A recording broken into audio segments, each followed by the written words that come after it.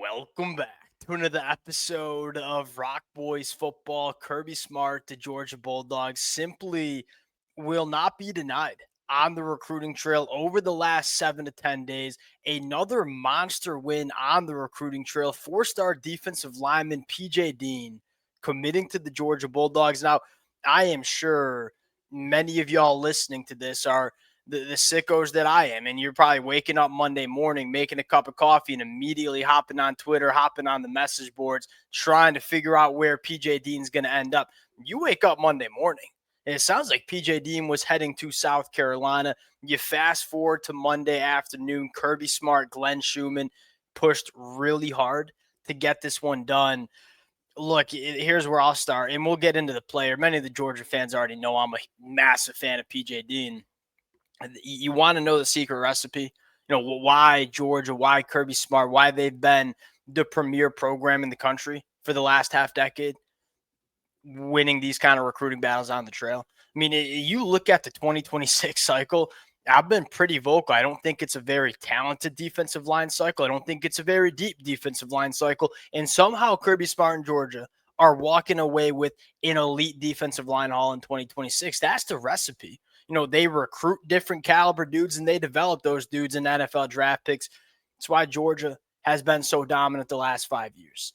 Really excited to get into PJ Dean, who not only I think so, excuse me, a really good football player, but I think he's a really good fit for this Georgia defensive line as well. Before we get into it, as always, the Georgia fans, appreciate you guys. And many of y'all know I've been having the time of my life breaking down these commitments. Georgia has, and look, we've covered a lot of heaters for Kirby Smart and the Georgia Bulldogs. I don't think we've seen Georgia be as hot as this on the recruiting rail.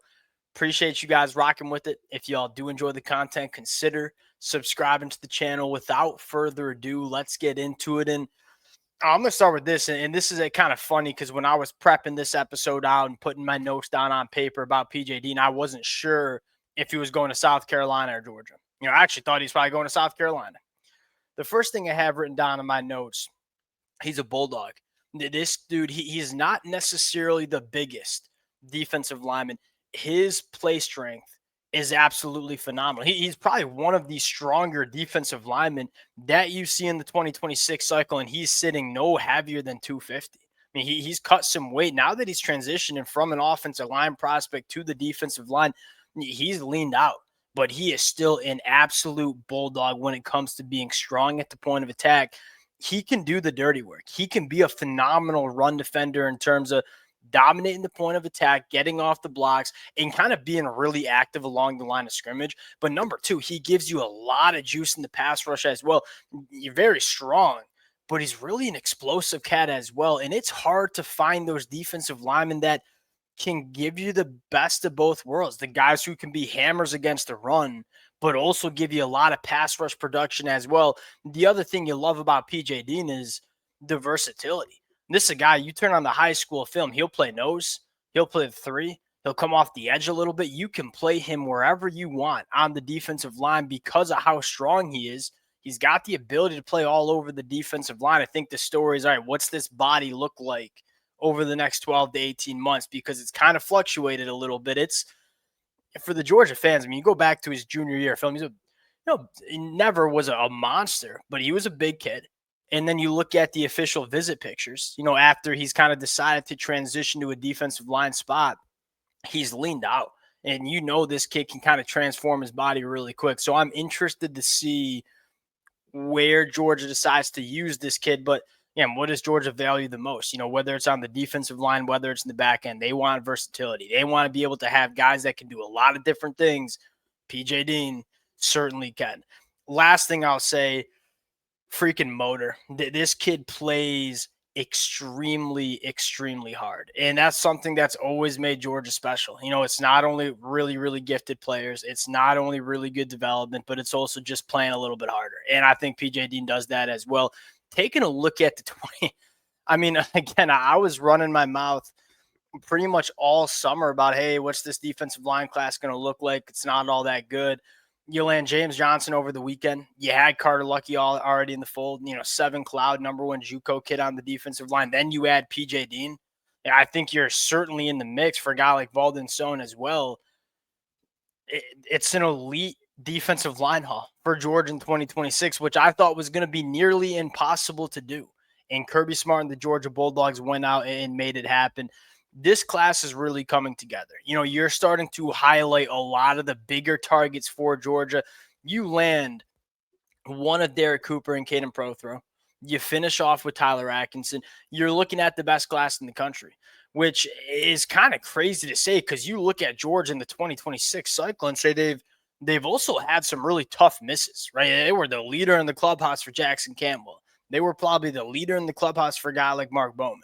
Had some really unfortunate misses on the recruiting trail, still arguably on track to sign the number one class in the 2026 cycle. And here's what I'll continue to bang the table for.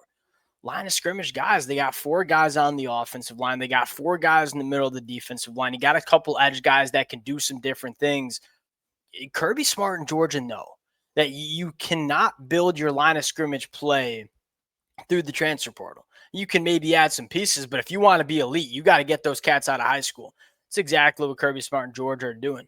Hey, if we have to go fill in and grab a wide receiver, or if we have to go fill in and grab a running back, we can do that. Georgia did that this offseason.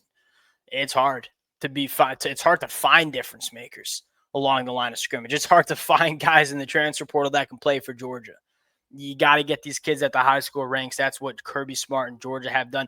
Here's an interesting storyline for the Georgia fans to monitor here. And Preston Carey, IMG Academy kid from New York City or from Long Island. Sounds like Florida and Georgia are battling it out here. I would be surprised if Preston Carey now commits to Georgia, especially with the news of PJ Dean. And I think there are probably a couple other guys that might be higher priorities for Georgia. So we'll see how much Georgia pushes. I think Preston Carey is a really solid football player. I don't think he's a game wrecker. I don't think he'll be a top 50 NFL draft pick. I think he's a damn good football player. Would be a very nice rotational piece for Georgia up front. We'll see how that one plays out. Hey, Dawgs stay hot is probably the best way to best way to phrase this one. Big fan of PJ Dean. I think he's again, the combination of play strength and athleticism, very, very intriguing. We'll cut it out there. Appreciate you guys rocking with it. If y'all do enjoy the content, consider subscribing to the channel, and we'll talk to y'all later. Peace.